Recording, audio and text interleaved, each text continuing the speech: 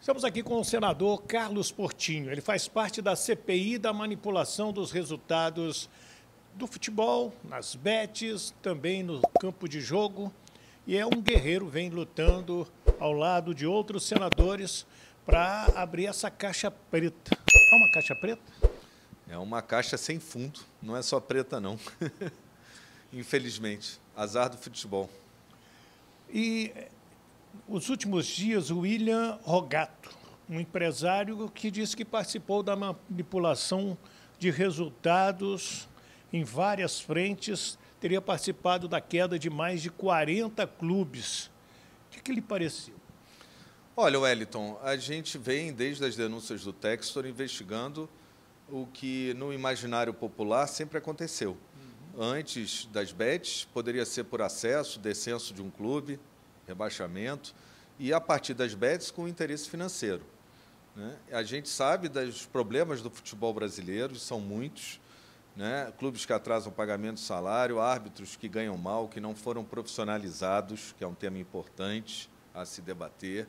A gente sabe que há dirigentes e clubes que rifam os seus próprios clubes e terceirizam os departamentos de futebol, e a gente já, através do depoimento do membro do Ministério Público de Goiás, que desbaratou a manipulação no Estado, a partir de uma denúncia do presidente do Vila Nova, todos sabem, a gente já compreendeu que há células de manipulação que transitam no território nacional. Um campeonato estão no Mato Grosso do Sul, no outro vão para Alagoas, no outro vão para Paraíba, passam pelo Rio, estão em São Paulo. E o que o depoimento do William traz, parte dele pode ser o depoente se vangloriando, talvez até do que não fez.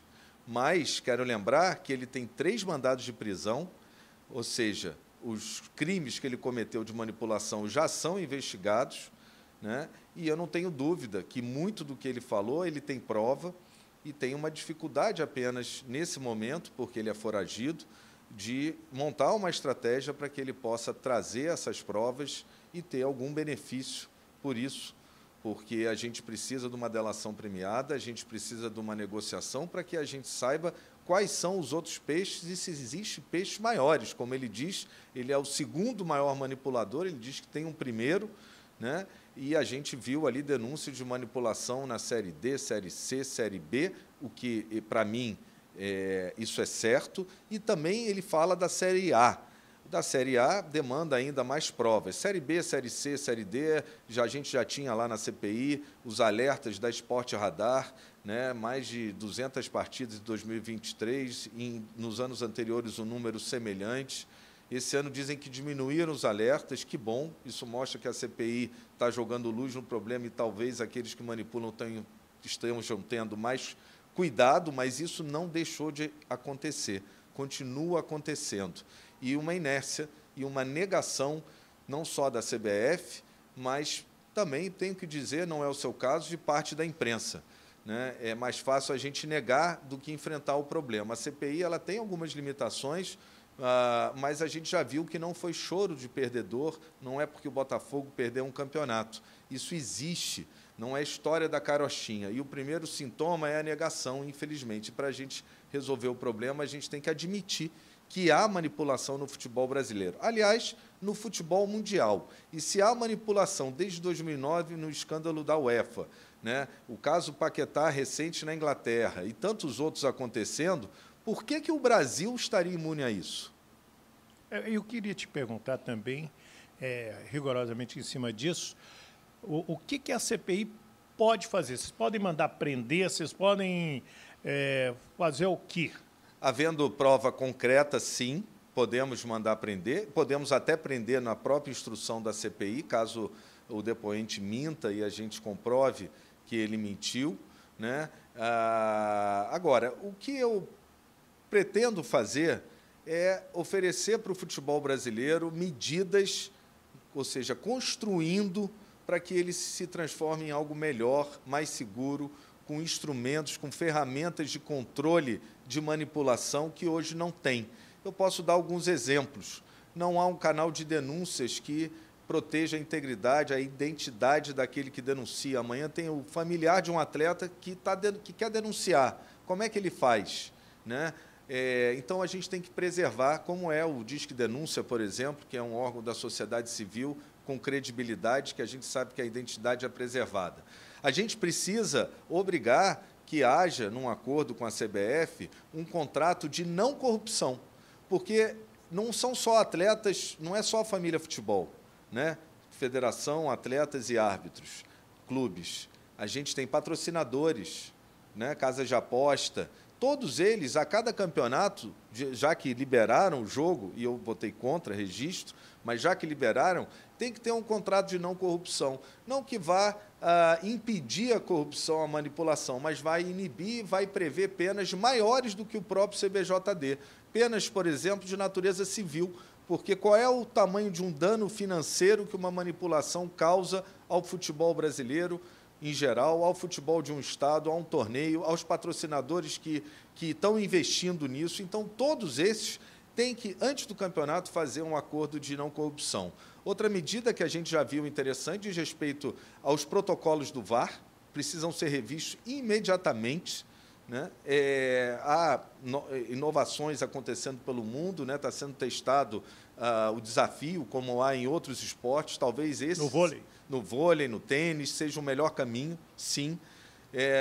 Mas a gente precisa, com o que tem, melhorar, aperfeiçoar. As câmeras, por exemplo, que a CBF se vale das emissoras, nenhuma é 4K. Isso já foi respondido. Isso dá diferença na hora de dizer se o lance, se a bola saiu ou não saiu, se foi mão, se não foi? As câmeras das TVs não são 4K. As únicas duas câmeras 4K num jogo são justamente aquelas que ficam na linha do gol, para dizer se a bola passou ou não. E essas são da própria CBF, para ver que ali, né, a imagem é infalível, porque 4K você consegue ampliar a imagem sem perder o pixel, né? Quando você usa uma câmera normal, HD, o lance do córner do Arrascaeta, outro dia, que disseram que ele bateu 2 vezes na bola e ninguém via aquilo, não sei nem como é que chegaram naquela conclusão. Na hora que você aproxima, você perde nitidez. E você, como é que marca uma linha de impedimento dessa maneira, né? Então, tem que ter investimento tecnológico. O tal do VAR automático, né? Ou semi-automático, que é aquele que a Federação Inglesa usa. Por que não? A gente é o maior futebol do mundo, não é? Então, tem que investir na segurança, nos instrumentos de controle, para que a gente não possa deixar dúvidas, já que escolheram as apostas. Senador Carlos Portinho, as declarações, as denúncias feitas pelo dono do futebol do Botafogo, John Textor. A cada dia, qual a sua conclusão? A cada dia eu estou mais certo de que há alguma coisa. É uma prova muito difícil, eu que já fui advogado esportivo e já vi casos de manipulação e com a dificuldade de prová-los e comprová-los, inclusive o depoimento do próprio manipulador essa semana na CPI, do William Ragato. Ele fala que, eu perguntei a ele se algum caso julgado pelo STJD foi manipulado e houve absolvição. Ele fala o meu, ou seja, é uma prova de que o STJD, como eu digo, ele também tem suas limitações, ele não tem poder de polícia, ele tem que agir após o Ministério Público, com os elementos de prova do Ministério Público, e, para isso, a CBF precisa criar um fluxo desse processo. Quando ela recebe um alerta, uma denúncia de manipulação, qual é o caminho até chegar ao STJD, passando pela Polícia Federal, pelo Ministério Público. Há algumas iniciativas, mas esbarram também na inércia do próprio governo. O governo se preocupou com uma lei de apostas para arrecadar, mas não se preparou para ela, tanto que jogaram só para o ano que vem a regulamentação. Agora, as empresas de aposta, elas estão lucrando sem pagar um tostão, um imposto para o governo, para a gente, dinheiro público, né, que deveria estar entrando nos cofres através de impostos, né? Isso só vai acontecer no ano que vem. O governo federal, tive no Ministério da Justiça essa semana, ele precisa centralizar no Ministério Público Federal e na Polícia Federal através de um grupo tático especial criado com esse propósito, juntando o Secretário Nacional de Esportes, juntando a Polícia Federal e o Ministério Público Federal. Eu tenho defendido que são crimes federais, corrupção, lavagem de dinheiro, crime financeiro, são, por sua essência, crimes federais. Então, todos os casos de manipulação, de erro, de denúncias, têm que ser concentrados no Ministério Público Federal. Os Ministérios Públicos Estaduais são maravilhosos. O de Goiás merece uma estátua, mas não dá hoje, que a gente sabe que células transitam no território, para você ter a investigação no Ministério Público do Mato Grosso, outra no Ministério Público do Alagoas, outra no Ministério Público da Paraíba, e elas não se interligarem. E quando, na verdade, os atletas são os mesmos, o manipulador é os mesmos, o que difere é o clube. Ah, mas o campeonato é estadual. Não interessa. A corrupção do resultado esportivo afeta todo o futebol brasileiro, acontece em todo o território nacional e são crimes federais. Há uma inércia do governo, já deveria amanhã estar montando um grupo tático de trabalho especializado só nos casos de manipulação. Não escolheram as apostas? Eu queria ter criado esse grupo na lei. Me falaram, não, manda o dinheiro para o Ministério Público, uma parte dos recursos de aposta para a Polícia Federal. Só que a gente sabe que a gente manda o dinheiro e continuam os mesmos problemas, falta de pessoal, remuneração adequada, falta de tecnologia. É preciso um grupo tático e o governo erra também nisso. O senhor falou, né, sobre federações.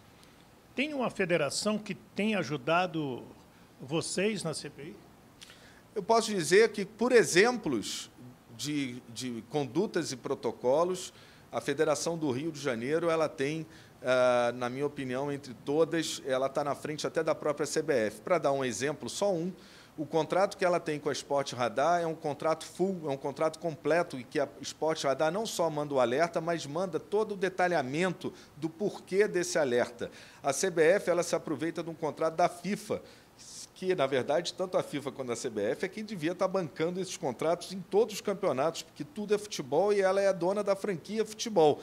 Só que esse contrato da CBF, feito pela FIFA, não é o contrato full, não vem com todas as informações, não vem com análise. Os técnicos não estão dispostos, por esse contrato, obrigados a ir a juízo, quando o caso, para comprovar o porquê que foi dado o alerta. A Federação do Rio, nesse aspecto, está muito na frente, inclusive na parte de punição e de identificação de casos. Muitos, inclusive, mandados para o Ministério Público Estadual, que se acumulam sem um andamento. Infelizmente, por isso, a necessidade de reunir, na minha opinião, tudo isso num grupo tático reunido Ministério Público Federal e Polícia Federal.